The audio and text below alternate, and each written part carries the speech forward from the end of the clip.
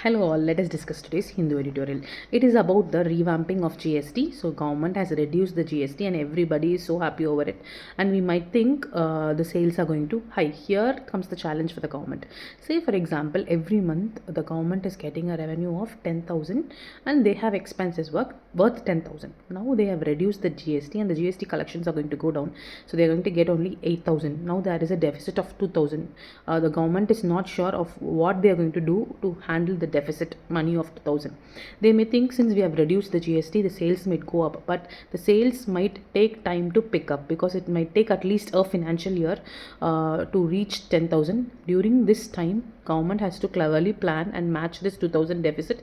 Otherwise, it is going to be a very tough time for the government. Say for example, I run a business and every month I'm going to pay 5,000 for the government. And now the GST prices have gone down, so I'm going to pay only 3,000. Immediately my sales might not go up, so that 2,000 I might not be using that in my business, rather than I might use for repayment of my loans or in my savings. So that is why we can't expect similar 10,000 collections. GST government would have thought, okay, when we reduce GST, this 10,000 might go to 12,000, but that is not the case. It might be the case, but it is going to take some time, is what we have realized now. Let's wait and see what plans they are doing.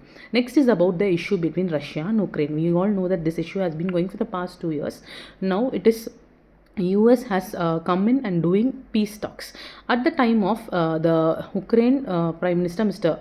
Vladimir Zelensky is visiting US for peace talks. Now what Russia has claimed is that during the new year they have said that Ukraine has attacked Mr. Vladimir Putin's country residence using drone. So they are telling that around 91 drones are used for this attack. However, we don't have a solid proof.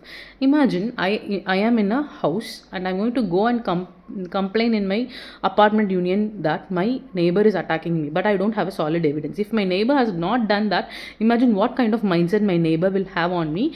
Purposefully he might start attacking me, if I'm giving a false allegation.